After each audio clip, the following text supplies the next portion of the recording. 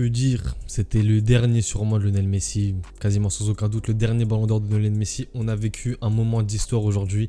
8 ballons d'or pour un seul individu, c'est une dinguerie. Du coup, on va essayer de débriefer un petit peu cette soirée ballon d'or. Moi, j'ai envie de dire déjà félicitations à Messi parce que certes, j'ai toujours préféré Ronaldo et ça change pas. Ronaldo, c'est quelqu'un que c'est le joueur de foot avec Neymar qui m'ont vraiment fait kiffer le foot en étant petit. Mais il faut dire la vérité, 8 ballons d'or, une Coupe du Monde. Messi, il a fini le jeu aujourd'hui et c'est, je pense, tout en étant avec du respect pour Ronaldo, je pense quand même Messi c'est le plus grand footballeur de l'histoire parce qu'avec tout ce qu'il a accompli, en vrai si on réfléchit 2 secondes avec la tête et qu'on réfléchit avec la tête objectivement, 8 ballons d'or, Coupe du Monde, Ligue des Champions, il a tout fait. Vraiment gros chapeau à Messi pour sa carrière. Il a une carrière que tu fais en carrière manager avec ton pro. C'est ça que tu fais, des carrières de fou. On dirait qu'il a joué en mode amateur. Il a tout gagné, tout raflé sur sa carrière.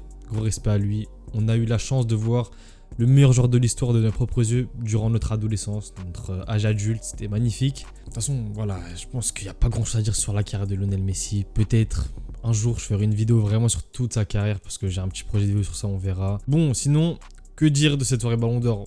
Didier Drogba, j'aime vraiment bien le voir en tant que présentateur. Bon, c'est pas totalement parfait, mais c'est cool. Peut-être un petit truc qui m'a dérangé comme avec Messi, malgré que je suis content pour son ballon d'or. C'est un ballon d'or qui vient vraiment clôturer sa carrière, en fait. C'est ça. Pour moi, c'est plus comme ça que je le vois. Et c'est pour ça que, pour moi, c'est un ballon d'or un peu logique. Malgré qu'Haaland le mérite aussi très largement même. Mais bon, c'est Messi en face. Et c'est un ballon d'or qui vient vraiment clôturer sa carrière. Parce que il a eu le dernier trophée. Il a eu le boss final, c'est la Coupe du Monde. Mais Messi, ce que j'ai pas aimé, c'est que depuis, en fait, c'est même pas que la cérémonie, c'est depuis un petit moment. On dirait qu'il a vraiment quelque chose, un petit sentiment de haine envers le PSG. Il a même pas cité le club pendant sa cérémonie. Même quand il a parlé de Kylian à la fin, il a dit, bon après peut-être la traductrice elle a mal traduit, mais il a dit oui, on a passé 2 ans dans le même club. Frérot, tu peux dire le blase du PSG, ça va pas te tuer. C'est le premier joueur de l'histoire du Paris Saint-Germain à gagner un ballon d'or en étant joueur du Paris Saint-Germain durant toute la saison. Du coup, nous aussi, ça nous rapporte un petit truc. Mais je trouve quand même que toutes ces déclarations depuis qu'il a l'Inter Miami sur le PSG, c'est limite un peu, ça fait petit de la part d'un aussi grand joueur en fait. Donc on va dire c'est le seul hic du ballon d'or de Messi qui m'a un peu dérangé, mais en vrai je m'en fous la vérité. Mais c'est pas très classe de sa part on va dire, parce que faut dire la vérité, il a utilisé le PSG un peu comme un centre de remise en forme pour sa Coupe du Monde. Et bon c'est pas grave. C'est comme ça, il a décidé d'agir ainsi, c'est son choix. Maintenant, je vais parler de Kylian, qui finit 3ème au ballon d'or. Déjà, Haaland qui aurait pu largement le prendre, il faut dire la vérité. Haaland, il mérite le ballon d'or tous les jours. Si c'est pas Messi en face, c'est un scandale si Haaland ne le prend pas. Mbappé, Dieu merci qu'il est dans le top 3, parce que ça aurait été un scandale que Kylian aussi soit pas dans le top 3. Après la saison qui sort, après la finale historique qui nous a sorti aussi, il faut le souligner. Pour moi, le podium, de toute façon, c'était le podium que j'avais en tête. C'était Messi, logique. Pour ce que j'ai dit, accomplissement de carrière, Coupe du Monde et tout ça. Haaland pour la saison de cyborg, la saison de dégénéré qui te sort. Et Kylian, problème avec Kylian, bon, si Kylian il prend le ballon d'or, enfin si Kylian il prend la Coupe du Monde, il est ballon d'or. Le problème avec Kylian, c'est qu'il a pas pris la LDC. Sinon, individuellement, ils sont en saison de fou, hein, mais bon. Il sort en 8ème avec Paris, il a pas joué les 8ème, enfin il a joué 15 minutes contre le Bayern à l'aller et il a joué le retour, mais toute l'équipe était solo. Sinon le reste, les classements qui m'ont le plus choqué. Griezmann, 21ème, je trouve que c'est honteux. Sincèrement, c'est honteux. Qu'est-ce qu'un Griezmann, il faut 21ème? Peut-être pas top 10, malgré qu'il fait partie peut-être des top 3, top 4, top 5 meilleurs joueurs de la Coupe du Monde. Mais Griezmann qui finit 21ème, je sais pas, un top 15 facile pour moi, Griezmann. Pareil, Yacine Bounou, alors ça m'a fait rire. Yacine Bounou qui est 15ème, je crois, classé 15ème. Non, classé 13ème et l'autre 15ème, le gardien là, Emiliano Martinez. Et c'est Martinez qui prend le trophée Copa. Ça, j'ai pas compris. Sachant que Martinez, en club, j'avais vu une stat sortir, je crois. Et je sais plus, mais je sais qu'il avait un ratio de buts pris par tir encaissé qui était vraiment pas top. Et en Coupe du Monde, je crois, c'est 8 buts encaissés sur 12 matchs. Certes, il te sort une finale de malade mental, il nous a écœuré. D'ailleurs, très belle finale de sa part. Mais je sais pas, vraiment, Emiliano Martinez, je comprends pas. Soit t'es devant Bounou partout et tu prends le trophée Copa, dans ce cas, ok. Mais c'est là où tu vois la supercherie de France Football. Et j'ai envie de parler du truc qui me saoule le plus, en fait. Et ça date de maintenant, il y a bon 2-3 années, je pense. En fait, France Football, c'est soit ils donnent le ballon à la FIFA comme à l'ancienne, soit ils mettent des menaces, ils font quelque chose, ils font signer des chartes de confidentialité.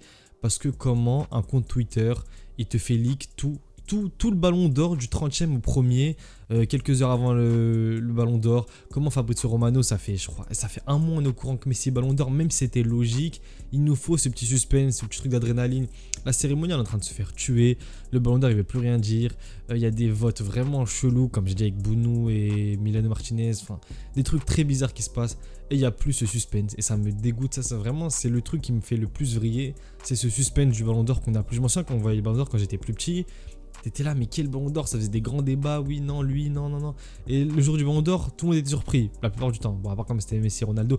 Le ballon d'or de Ribéry, tout le monde était surpris. Ouais, Ribéry, tout ça. Là, frère, Messi, ça fait un mois, on est au courant. C'est bon. Tout le monde, Fabrizio Romano, il l'a dit. Un compte Twitter sur le Liechtenstein, je sais pas quoi, ils l'ont dit. C'est bon.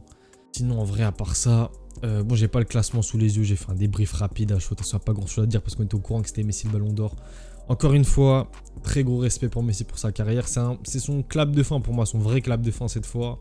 Parce que, bon, il sera à l'Inter Miami, on voit qu'il kiffe sa vie là-bas. Son retour en Europe, il n'y en aura pas. On le verra avec l'Argentine, c'est sûr. Je pense pour les Copas, pour les Coupes du Monde. De toute façon, tant que Messi joue, tant qu'il n'est pas blessé, tant qu'il n'est pas à la retraite, il joue avec l'Argentine.